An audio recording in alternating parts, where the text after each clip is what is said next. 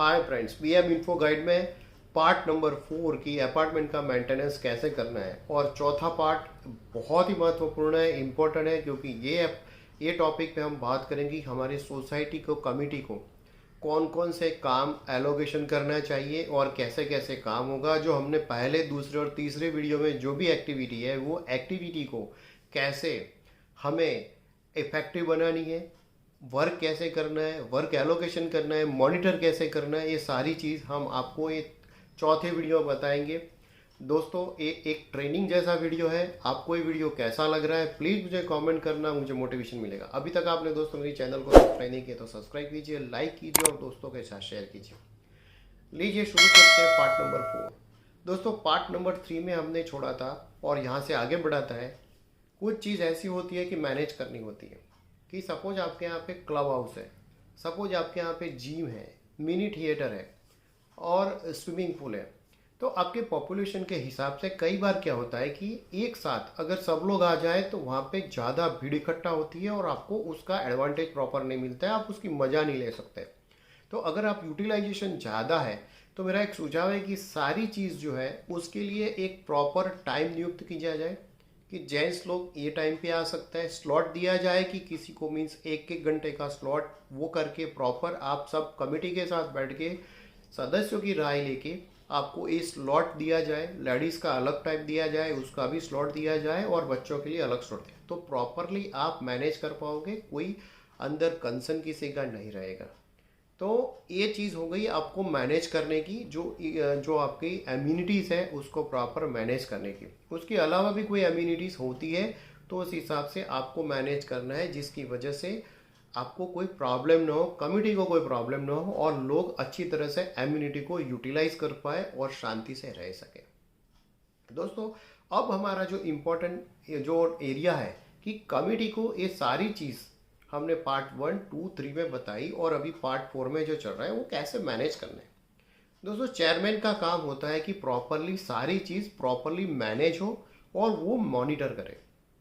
Treasurer का काम होता है कि सारी कमेटी के लिए जो बजट के हिसाब से हमने नक्की किया है उस हिसाब से प्रॉपरली होता है कि नहीं है, कॉस्ट का मॉनिटरिंग करने की जिम्मेदारी उनकी होती है। सेक्रेटरी की जिम्मेदारी है। अब दोस्तों उन चेयरमैन, सेक्रेटरी, ट्रेजर का कैसे काम करना है उसके लिए भी सेपरेट वीडियो बनाया हुआ है, डिस्क्रिप्शन बॉक्स में डाल दूंगा और अगर आई बटन में भी ये है तो आप अगर देख सकते हैं। तो सेक्रेटरी का काम ये है कि ये सारी एक्टिविटी को प्रॉपरली करवाने के लिए मैंने आपको पहले बोला कि अगर हाउस कीपिंग है तो उसका एग्रीमेंट कर दिया है, एग्रीमेंट के हिसाब से ठेकेदार प्रॉपर काम करता कि नहीं है उसकी मॉनिटर करने की जिम्मेदारी सेक्रेटरी की है। हाउस कीपिंग आ गई, सिक्योरिटी आ गई, गार्डनिंग की आ गई और सारा एएमसी का जो वर्क है वो प्रॉपरली एज पर एएमसी के हिसाब से होता है कि नहीं, उसकी रिस्पॉन्सिबिलिटी सेक्रेटरी है। लेकिन आपको चेयरमैन, सेक्रेटरी और ट्रेजर वो तीनों का काम यही पूरा करने का नहीं है। आपके साथ अगर आपकी मीन्स और की कमेटी में 5 या 7 और भी मेंबर होते हैं जो सोसाइटी मेंबर्स रहते हैं, को मेंबर्स भी बोला जाता है कुछ लोगों के, सोसाइटी मेंबर और को मेंबर। उन लोगों को एज पर उनकी जो चॉइस के हिसाब से, सपोज आपकी बाकी 5 मेंबर है, अभी 3 ये हो गए, 5 ये हो जाए, 5 या 6 मीन्स टोटल 9 या तो 10 का आपका अगर पॉपुलेशन है तो आप अगर बाकी के 6 लोग होते हैं वो 6 लोगों को आपको नियुक्त करना है। तो secretary and chairman will decide कि सपोज कोई इंजीनियरिंग लाइन का है या तो उसको कुछ उसका नॉलेज है तो कुछ एक्टिविटी सपोज की गार्डनिंग की, सपोज की एएमसी की, वो सारी एक्टिविटी उसकी रिस्पॉन्सिबिलिटी दिया जाए कि भी प्रॉपर उसको मॉनिटर करना है और उसको सेक्रेटरी को बताना है कि प्रॉपर हो रहा है कि नहीं है। सपोज किसी को प्लम्बिंग या तो सिविल और इलेक्ट्रिकल में इंटरेस्ट है और उसको ध्यान रखना है तो उसको ऐसी एक्टिविटी मीन्स हाउस कीपिंग की एक्टिविटी, गार्डनिंग की एक्टिविटी, प्लम्बिंग की, वाटर की एक्टिविटी वो बंदे को दिया जाए। कोई लॉयर है और उसको ऑडिट की रिस्पॉन्सिबिलिटी, कंप्लायंस की रिस्पॉन्सिबिलिटी कि कैसे करवाना है, क्या करवाना है, वो सारी रिस्पॉन्सिबिलिटी वो बंदे को दिया जाए जिसकी वजह से वो प्रॉपरली काम करे। दोस्तों उसके लिए भी मैंने सेपरेट वीडियो बनाया हुआ है, वो आई बटन में आपको डाल दूंगा, जिसकी वजह से आप उसको भी प्रॉपरली मैनेज कर पाए।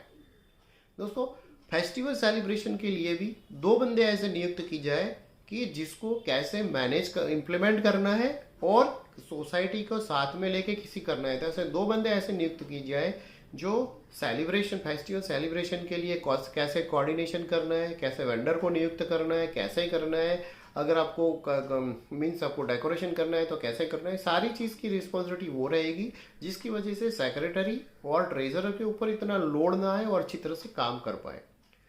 और सपोज कि हमने मैनेजमेंट का दिया था कि ये हमें जिम है या तो क्लब हाउस है या तो मीन्स स्विमिंग पूल है, उसको मैनेज करने की एक और बंदे को, मीन्स आपके पास 6 बंदे हैं तो उसको एक और बंदे को उसकी रिस्पॉन्सिबिलिटी दिया जाए कि हमने जो स्लॉट दिया है या तो उस हिसाब से वो काम हो रहा है कि नहीं है, प्रॉपरली हो रहा है कि नहीं है। और ऐसे आप अगर थोड़ा थोड़ा काम सेग्रीगेट करके रखोगे और उसको रिस्पॉन्सिबिलिटी दोगे तो अच्छी तरह से कमिटी काम कर पाएगी, कमिटी का रिजल्ट भी अच्छा आएगा, लोग मीन्स आपका अपार्टमेंट में प्रॉपरली मैनेज भी होगा, मेंटेन भी होगा और आपकी सोसाइटी नंबर 1 बनने के लिए लायक रहेगी और आपका जो रिसेल वैल्यू जो है वो मेंटेन रहेगा या तो बढ़ता रहेगा। या तो कोई टेनेंट अगर चाहे तो